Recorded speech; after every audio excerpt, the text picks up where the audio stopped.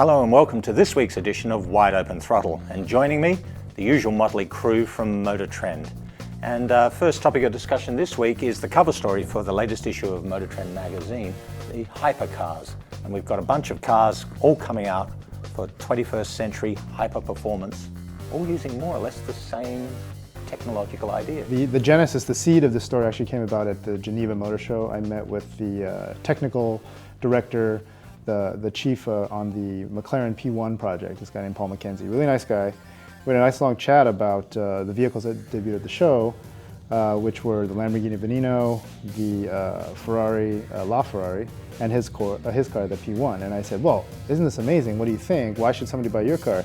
And he actually completely took the question a different direction and said, ignoring the Lamborghini, which I found really interesting, and said, well, actually, what I think is amazing is that 2013 we're going to see this new crop of hypercar, of super duper car, that uses basically the same formula. A gasoline V-type engine, whether it's a V8 or a V12, combined with a hybrid drive system, mounted in a mid-engine chassis, and all sorts of exotic materials, carbon fiber, titanium, Inconel, all that stuff.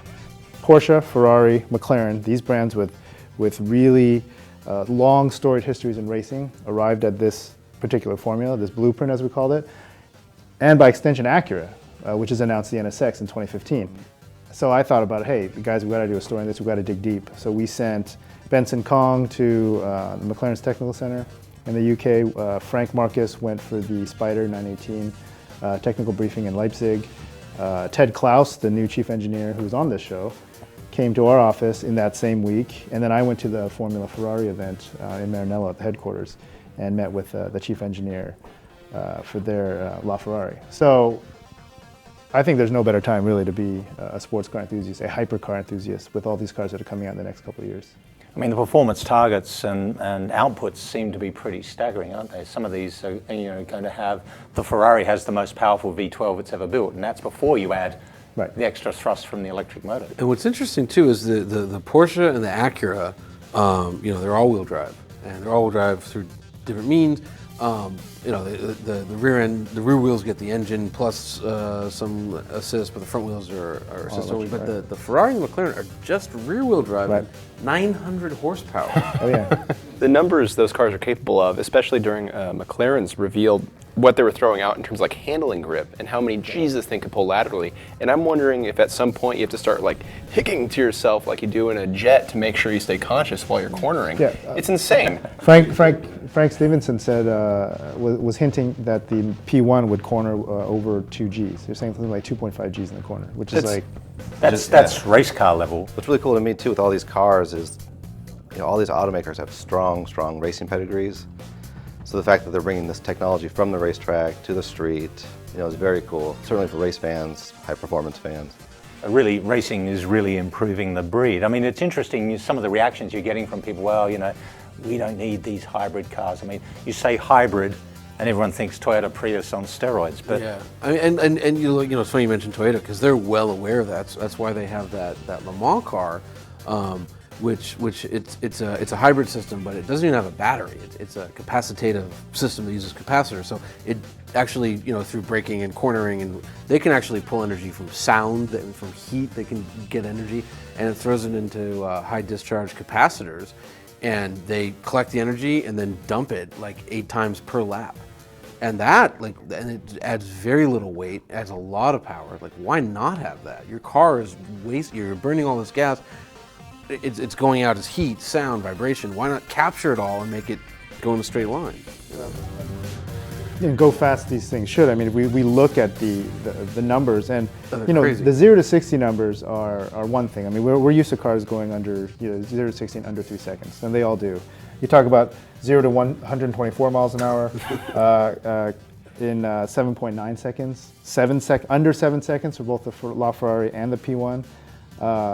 Porsche says the 918 will go 0 to 186 in under 23 seconds, but McLaren and LaFerrari do one better, several times better actually. P1, they're saying under 17 seconds to 186 miles an hour, And That's LaFerrari, 300 kilometers an hour. Yes. That's very Lord. fast. 15.5 seconds for the LaFerrari. So, That's a good quarter mile That's time. a decent quarter mile time. For a yeah. muscle car, right? Yeah.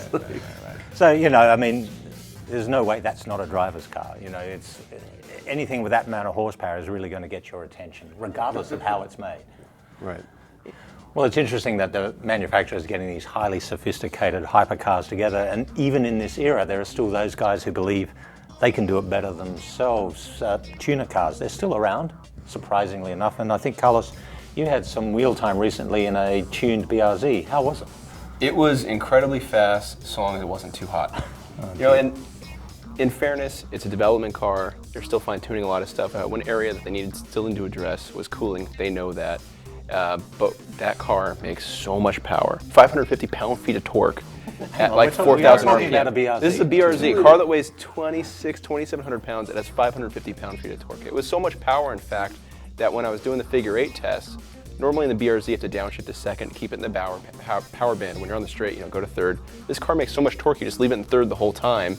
And you know, get into the corner as fast as you can. The car has 275 section tires at all 4 corners, so there's a ton of grip. And then, you know, ride that boost on the way out, and it accelerates like a ZR1 out of the corner. It was incredible. And let's talk about the number you guys got. I mean, you got 23.5 on the figure 8, which is like Audi R8 V10. Yeah, Yeah. exactly Yeah. right. You know, so the thing. No, that's Thing's it. insane. Oddly, in a straight line, it wasn't so hot. Like, Well, that's the problem when you have that much power, short gearing, and so on and so Yeah. forth. They had a difficult time hooking up, but the trap speed was incredible. That car is like a small Supra, a small tuned Supra. You know, one of the great things about the BRZ is the delicacy and sensitivity of the steering on the car, and you know the way you can feel it working up to the edge of the tire and the grip envelope. Is that all gone with this? This sounds like it's much more of a sledgehammer. You're going so fast, yeah, you can't even think about that stuff. so it was interesting. So Crawford, Court Crawford, he brought out another BRZ, which he's actually now selling through Toyota dealers. And it's a mildly tuned BRZ, which I thought was kind of, I mean, as impressive as the white car was with all the big power, I like this one a lot better. And it was, you had 18 more horsepower, 18 more pound-feet of torque, cut the springs down about an inch, put on real wheels and tires. And it was awesome. I mean, I thought it would, you know, it had all the stuff we love about a BRZ, but he got rid of the rev limiter so you could wind it out up to 9,000 RPM. No turbo, any problems at all. Just exactly what you want in a driver's car. I mean, I thought that was quite good, and you can get it through the dealership, and you get a warranty with it. Well, that's the thing. I've driven I don't know how many tuner cars over the years, and there are always these if, buts, and maybes, and you kind of wonder, well, you know, when you can go and buy a ZR1. Right, right. That's fully warranted. Oh, it has airbags and it has all the other safety stuff. Sure, but that's the challenge, right? And that's the world I came from before. Yeah, former editor of Sport Compact Car. Right. Before joining here, I was very much on that bandwagon. And I see your point. You know, there's always the issues of reliability, sustainability, and then if you live in California like we do, there's all sorts of loopholes you have to get through. The smog, the California Air Resource Board, noise. You know. It's a headache, and I think that's why you see a lot of the guys age out. A lot of the tuners, do they just get tired and they give get tired up? of it. They grow up, have kids. They don't want to deal with having to have the car illegally smogged or doing some other shady kind of stuff. But yet, I don't think I still hold these guys in the highest regard because it is so difficult to build a tuned car these days, especially now with all the electronics. Direct injection? Yeah, DI. I mean, killer, and yet these guys attempt to do it. Right. Yes, in spite of cars like the ZR1.